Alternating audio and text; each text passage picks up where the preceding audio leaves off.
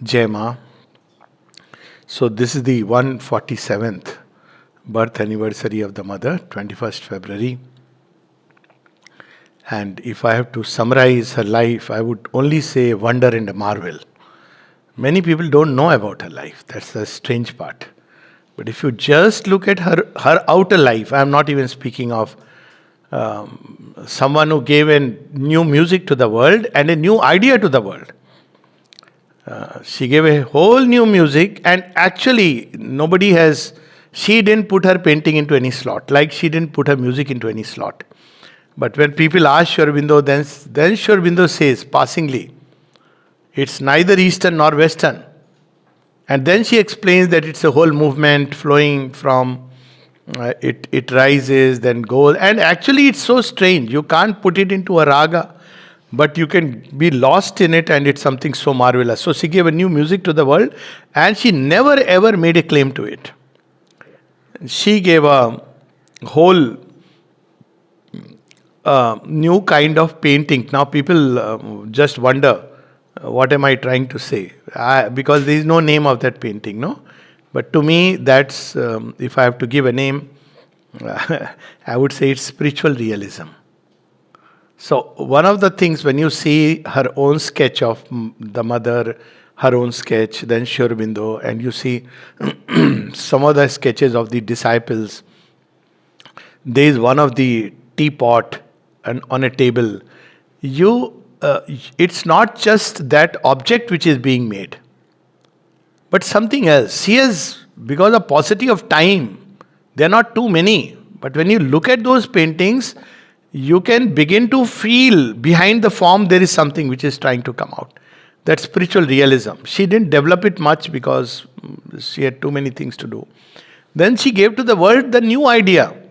Way before, actually, while Sri Aurobindo was writing Bande Matram and Karma Yoga to Awaken India, Young India, that time the mother was writing the cosmic philosophy. It's a pity that not a single writing, as far as I know, has survived. She was writing the cosmic philosophy. It was a journal which used to come out, in which her own experiences, understanding of the cosmology, which is different from what has been understood so far. But the beauty is, she had developed a whole synthesis of the material world, the spiritual world, and all the worlds in between. But when she comes to Sri Aurobindo, she lets all of it collapse, ready to begin with something very new. And this new idea was the name she gave to a meeting in France. And when she came to India, to Sri Aurobindo, she started this group called New Idea, Adi Novelli. So this is one of her first thing. Later on, yes, Sri Aurobindo wrote everything, and Sri Aurobindo himself said it was the mother who asked him, and since he knew that, well, a yogi can literally take up any area of activity, therefore he took it up. It was at the mother's prompting. So the new idea she gave to the world. She gave something else, which till today we have not even touched its fringe. Honest business. Sounds very natural, but not practiced. So when she came here to Pondicherry, she had these 3 programs which she had started. One of them was New Idea.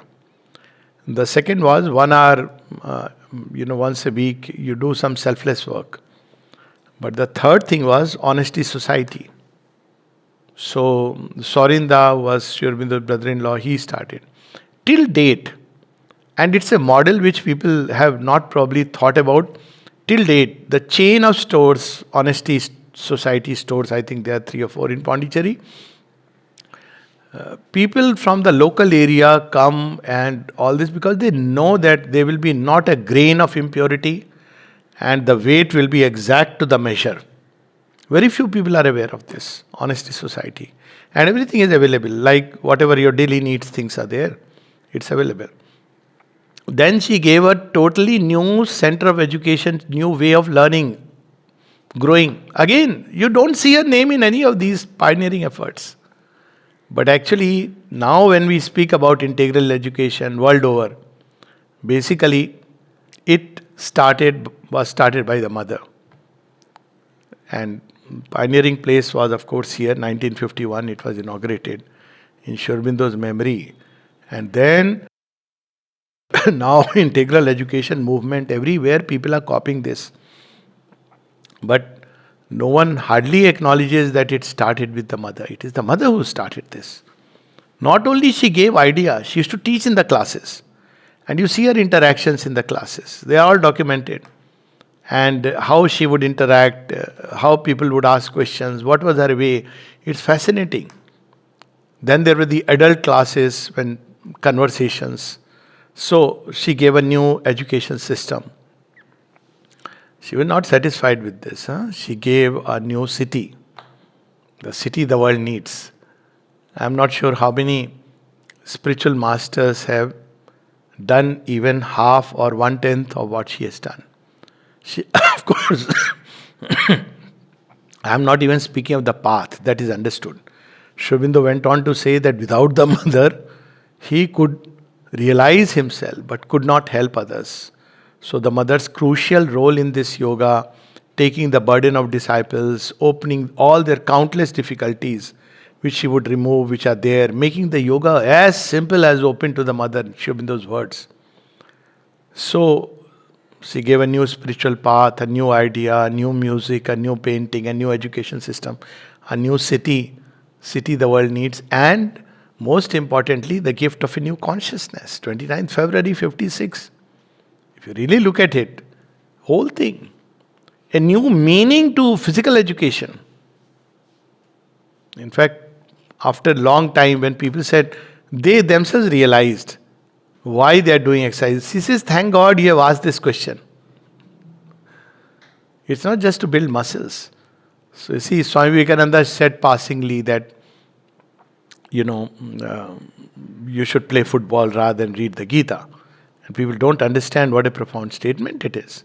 Because we become too mentalized, intellectualized, but the body is weak. You can't have the spiritual efflorescence in a weak body and mind.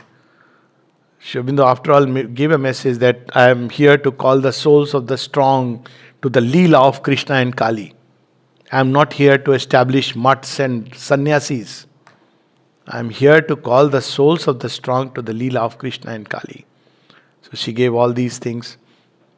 And many things. In every department, there is a new way she has shown. Go to dining room, you'll see. Go to any place, any department. So actually she initiated and actually got so much involved in each of these activities.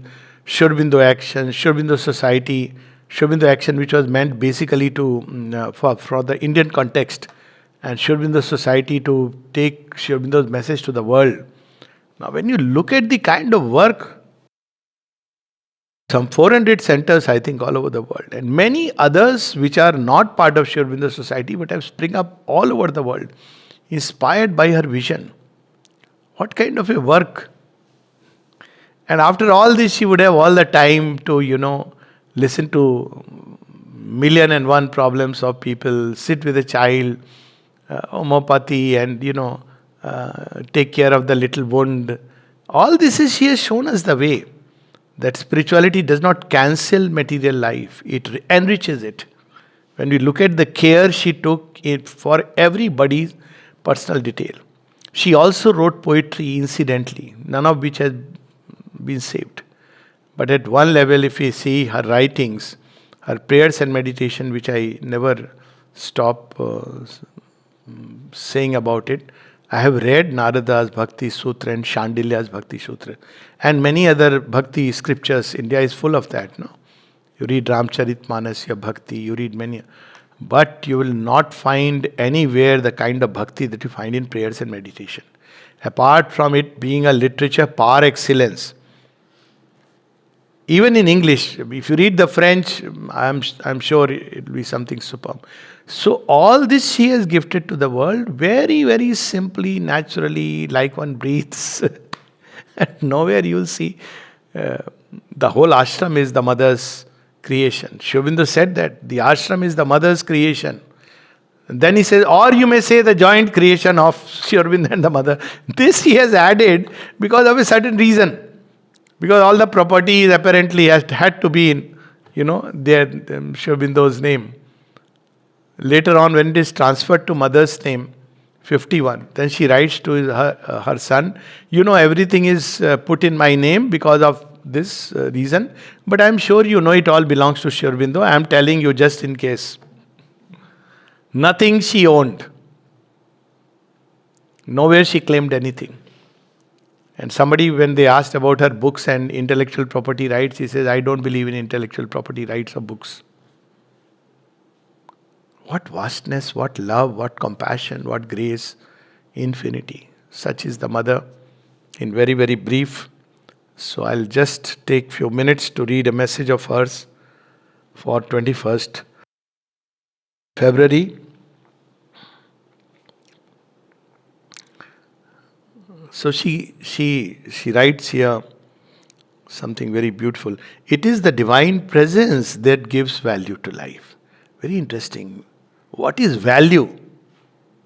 We think value is in terms of money, houses you own. But value is always a qualitative thing.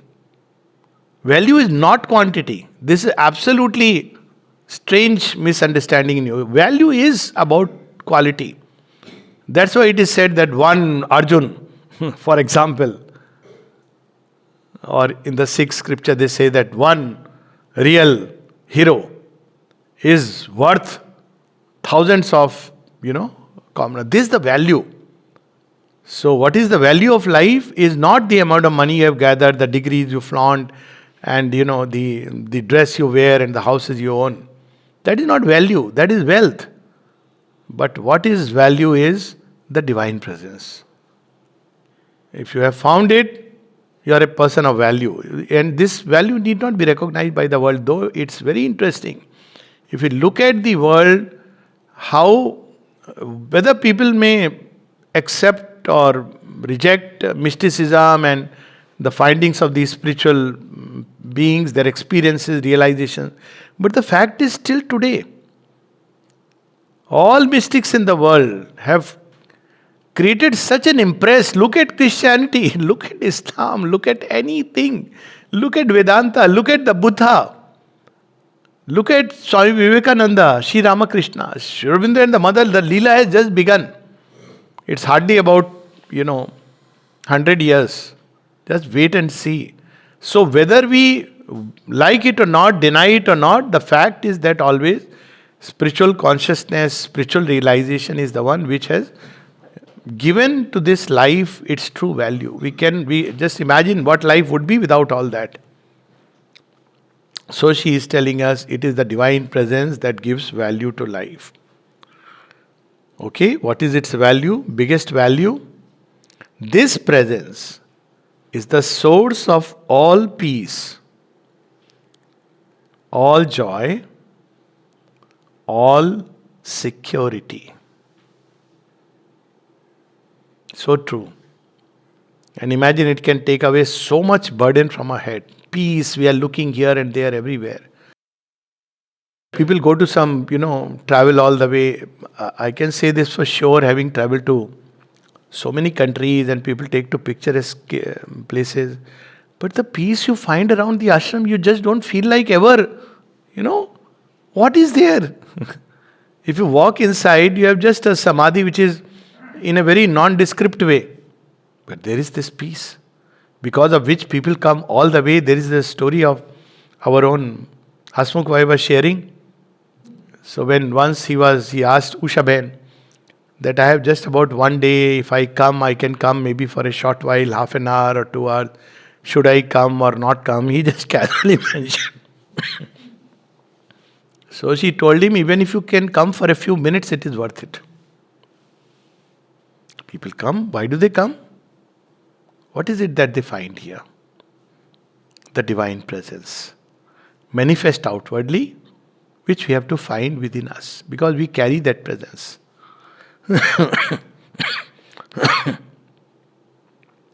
It is the divine presence that gives value to life. This presence is the source of all peace, all joy, all security. One-step solution to all the problem, drugs, alcohol, everything, partying. Why? If you get this natural joy, Everything else will look like downslide.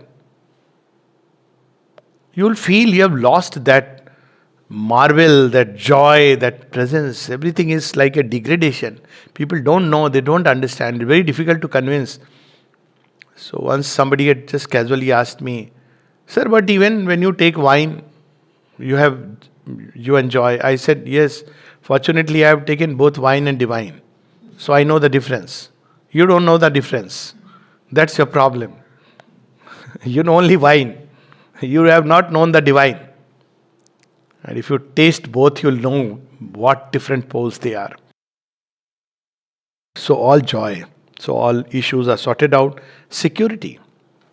Everywhere, when you are walking with the divine, and the divine is walking with you, carrying you, what you can fear? I have never understood this.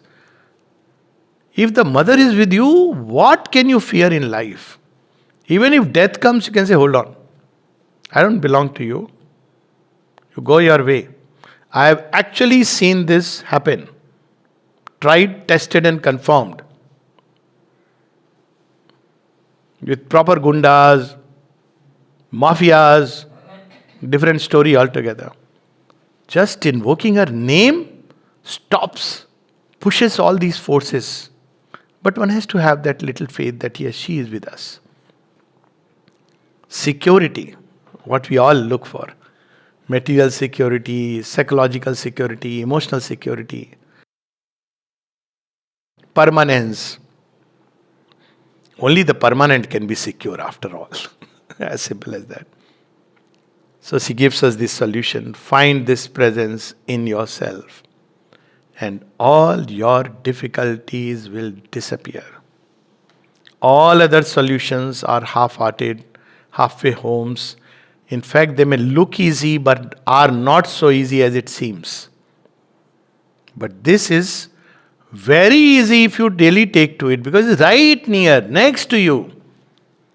For some reason, that's what is the play of falsehood net in the world, that it makes you feel, oh, divine is so far, very difficult. And it pushes you into a web that you will have this, then you will have that. If you have this, you will have that. And at the end, you are wondering, what did you really end up having?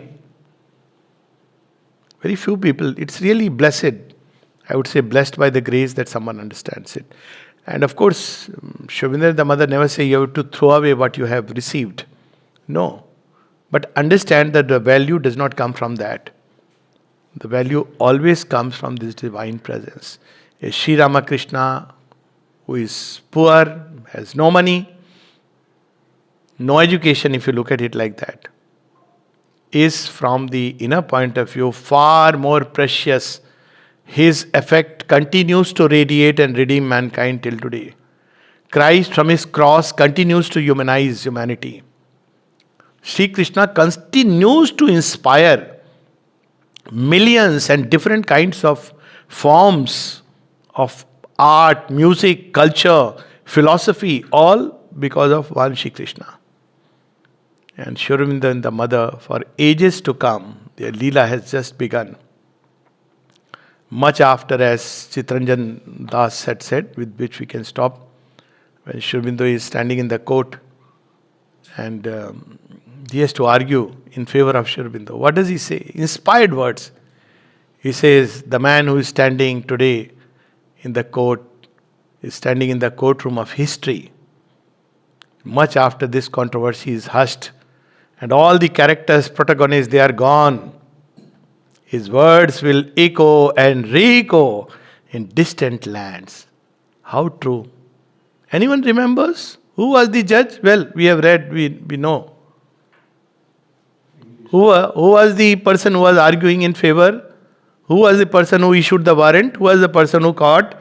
Who were the people, witnesses? Nobody. But Sri Aurobindo continues to shine. This is the value that divine presence gives to life.